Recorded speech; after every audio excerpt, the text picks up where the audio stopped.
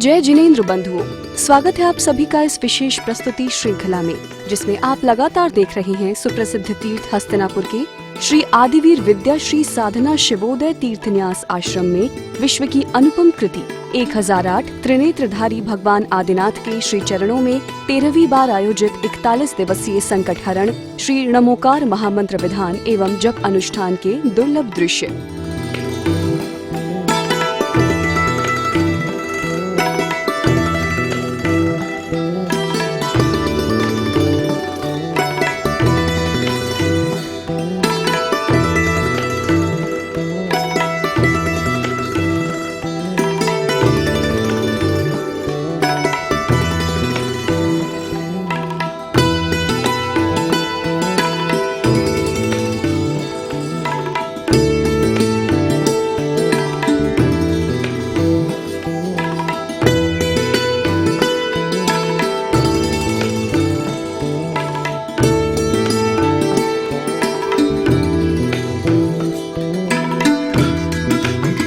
राष्ट्र संत श्वेत पिच्छाचार्य श्री विद्यानंद जी मुनिराज के पावन आशीर्वाद से नमोकार ध्यानी गणिनी आर्यका श्री विद्याश्री माता जी एवं ज्योतिर्विद आर्यका रत्न श्री विधाश्री माता जी के पावन सानिध्य में अनुष्ठान अध्यक्ष एवं संयोजक जिन भक्त बाल ब्रह्मचारी इंद्र कुमार इंद्र भैया जी के कुशल निर्देशन में और बाल ब्रह्मचारिणी रज्जो दीदी, रजनी दीदी एवं संध्या दीदी की उपस्थिति में सानंद संपन्न हो रहा है। प्रातःकाल सभी भक्त प्रतिमा के समक्ष पहुँचे और सभी ने पूर्ण भक्ति भाव से विश्व की अनुपम कृति 1008 त्रिनेत्रधारी भगवान आदिनाथ एवं वेदी पर विराजित अन्य तीर्थंकर प्रतिमाओं का भी अभिषेक किया। जीवन में आनंद भरपूर हल्दी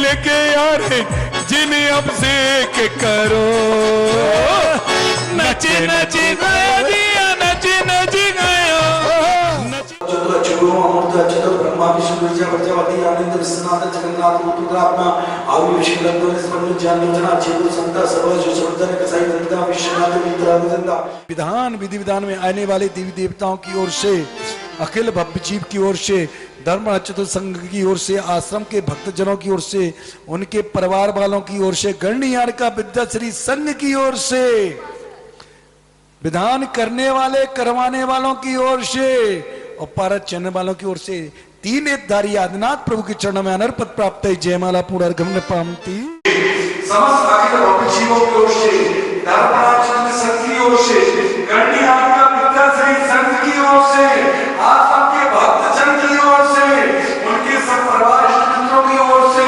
हम सब लोग जितने पूजन विधान करने वाले अपनी ओर से, अपने परिवार वालों की ओर से, इष्ट मित्रों की ओर से, विधान करने करवाने वालों की ओर से, भारत जगत वालों की ओर से महामंत्र के चरणों में जय माला पूर्ण अर्घम निर्वपाविति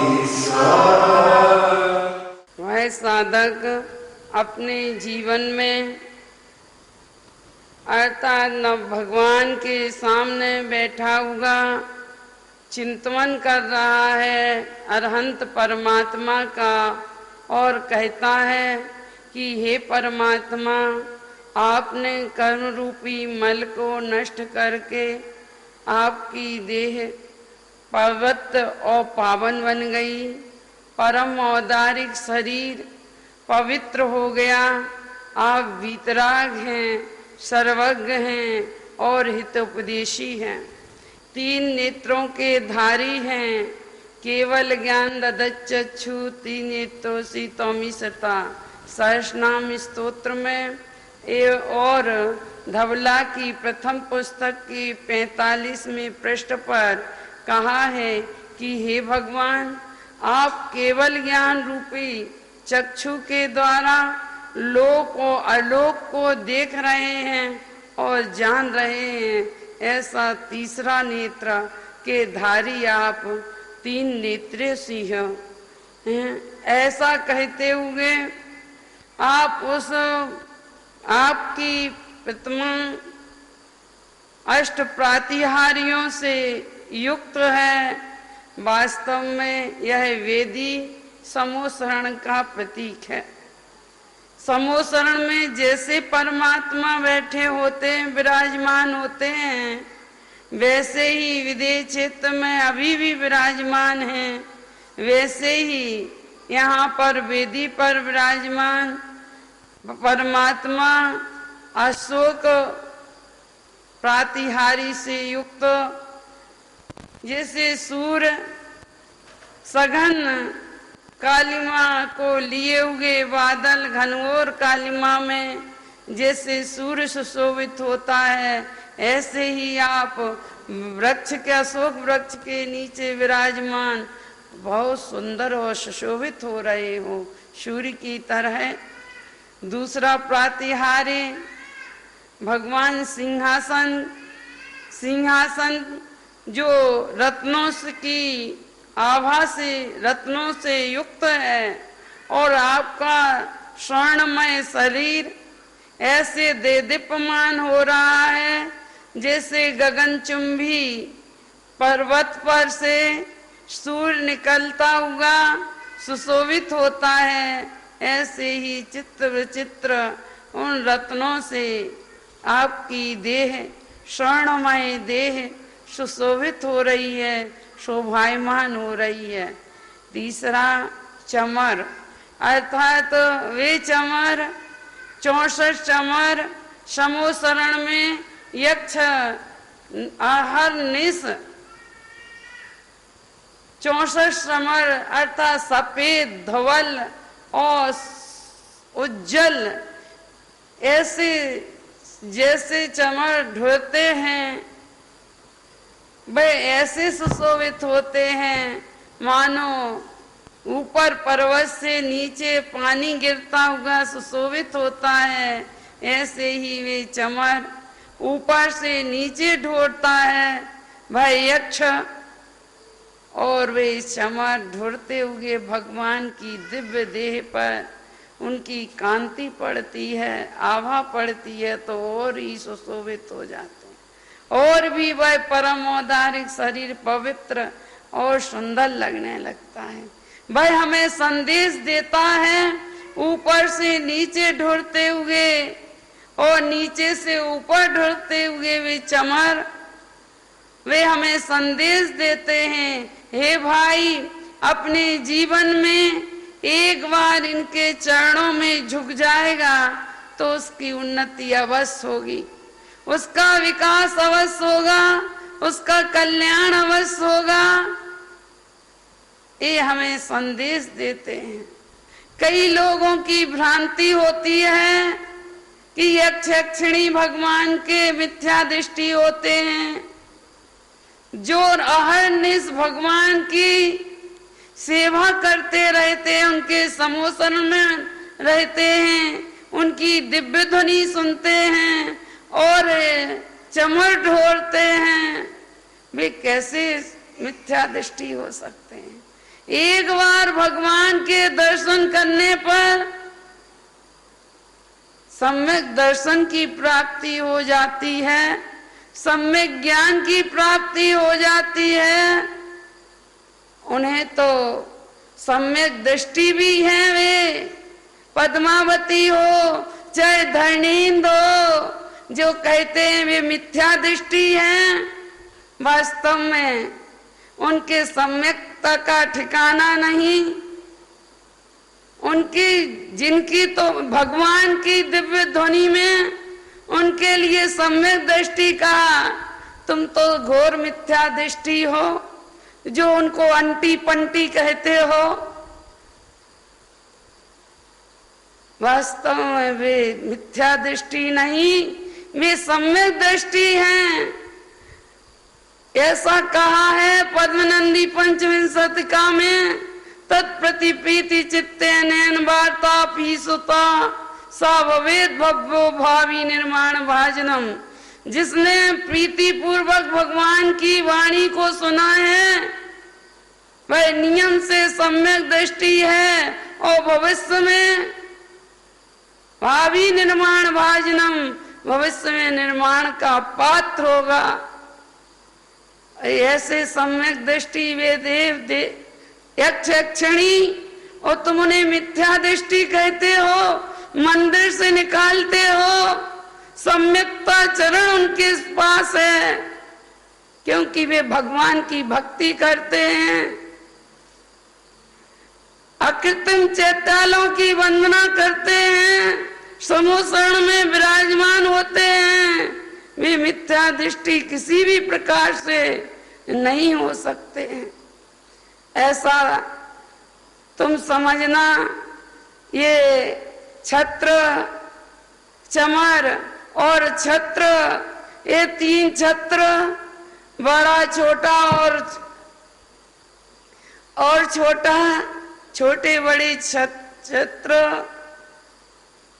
इनमें जो झल्लरी लटक रही है रत्नों की और स्वर्ण की बनी हुई, वह अत्यंत भगवान के ऊपर पड़ रही है, वह और ही सुशोभित हो रहे हैं। वह छत्र, तीन छत्र भगवान के, आप तीन लोक के स्वामी हैं, ऐसा कह रहे हैं। इस प्रकार से अपने भगवान के समूह शरण में मानो बैठकर इन प्रातिहारियों का दर्शन करते हुए हमें आनंद की प्राप्ति हो रही है, ऐसा चिंतन करता हुआ वह साधक इन शब्दों के साथ अपनी बात को कहते हुए आप लोगों को बहुत बहुत आशीर्वाद। जय बोलो महावीर भगवान की। महानुभाव, क्षमा वाणी का पर्व है और क्षमा से रत्नात्रय की यात्रा शुरू होती है। क्षमा में रत्नात्रय की प्राप्ति के उपाय हैं। महानुभाव, आप सब रत्नात्रयधारी हो। कहीं ये विस्मृत हो गया हम लोगों से। एक कहा जाता है कि रत्नात्रयधारी केवल मुनि महाराज होते हैं, रत्नात्रयधारी श्रावक भी होता है। चौथे गुणस्थान पे आने वाला श्रावक जैसे ही सम्यक दर्शन की प्राप्ति होती है तो सम्यक दर्शन ज्ञान पूर्वक प्राप्त होता है और ज्ञान बिना चारित्र्य की आ नहीं सकता है। वह रात्रि भोजन नहीं करता है, वह जिनेंद्र प्रभु की अर्चना करता है, भगवान की भक्ति करती है, तो कौन सा चारित्र्य कहलाएगा? सम्यक चारित्र्य ही कहलाएगा। छोटी सी बात है, आज क्षमावाणी का दिन है। कुछ लोगों ने बड़ा भ्रमित कर रखा था कि देवी देवता तो मिथ्या दृष्टि होते हैं, उनके सम्यक दर्शन चारित्र्य होता नहीं है। सब रत्नात्रयधारी हैं, सब वीतरागी हैं। जैसे किसी का नाम नायक पड़ गया, किसी के वंश का नाम नायक हो गया और उसमें एक बच्चा पैदा होगा तो वो पहले से नायक हो गया। कोई करोड़पति है, उसके यहाँ बेटा आ गया तो वो अपने आप करोड़पति हो गया। डॉक्टर का बेटा अपने आप डॉक्टर कराने लगता है। तो ये व्यवहार है। हाँ, रत्नात्रय का फल चौथे गुणस्थान में नहीं है, पांचवें गुणस्थान में नहीं है, छठवें स्थान में नहीं है, सातवें गुणस्थान में नहीं है। रत्नात्रय का फल है मोक्ष। पूर्ण मोह क्षय हो जाने के बाद मोक्ष की प्राप्ति ही रत्नात्रय का स्थान है। अरहत परमेष्टि बनने के पहले तक रत्नात्रय की प्राप्ति का फल नहीं है। महानुभाव, हम आज क्षमावाणी के बारे में चर्चा कर रहे हैं। रत्नात्रय की यात्रा है। हमारे आत्मा में हमने जो अपनी आत्मा जो सिद्ध समान है उसके साथ बड़ा ही दुर्व्यवहार कर रखा है, उससे राग देश और कसाय में कस रखा है। हम अपनी आत्मा से बार बार क्षमा मांगते हैं, उन परमात्मा से क्षमा मांगते हैं जिनके पुण्य के उदय से हमें नर्तन मिला और योग्य धर्म मिला, तब भी हम धर्म नहीं कर पाए। हमें भेद विज्ञान करना चाहिए था। यह नर्तन भेद विज्ञान के लिए मिला है। आत्मा और परात्मा, निज आत्मा और परमात्मा। हे भगवान, हम परमात्मा में ही फंसे रहे, हम निज आत्मा को नहीं जाना। हे परमात्मा, आपने मैं आशीर्वाद दे के यहाँ पहुंचाया अपनी आत्मा के कल्याण के लिए, हम वो नहीं कर पाए तो उस परमात्मा से क्षमा, फिर संसारी आत्माओं से क्षमा। राग देश मेल जोल, अगर कुछ ऐसा बोल दिया हो जिससे किसी के एक इंद्री से लेके पचेंद्री सटकाए जीवों की समरंभ समारंभ करके मनमस्तन की न प्रारंभ कृतकार्य अनुमोदन करके क्रोधाधिक चतुष्टय डर के इसी से इस दौरान हमारे पूरे संघ से प्रवचन किए हैं। कोई बात हमने ऐसी कह दी हो, किसी को बुरा लगा हो, तो हम सब संघ वाले खम्मामी सब जीवाड़म सभ्य जीवा खमन तुम्हें मैती में भूदेशु बैरम, हमारा किसी से बैर नहीं है, सबसे हम उत्तम क्षमा मांगते हैं और सब लोग हमें क्षमा करें। हमारा लोगों का एक ही उद्देश्य है, धर्म है जहां वहां हम लोग धर्म को ही मानते हैं। हमारा देश केवल अधर्म से है, और देश क्या है हमारा, उससे देश नहीं है। अधर्म को हमें अपनी आत्मा से हटाना है।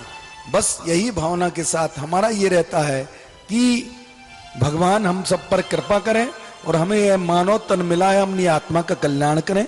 इसी भावना के साथ सब प्राणियों से उत्तम क्षमा, उत्तम क्षमा, उत्तम क्षमा।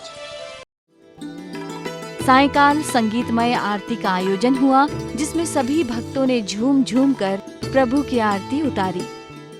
आदिनाथ की आरती में सब सुर नर नाचे रे, हो आदिनाथ की आरती में सब सुर नर नाचे रे।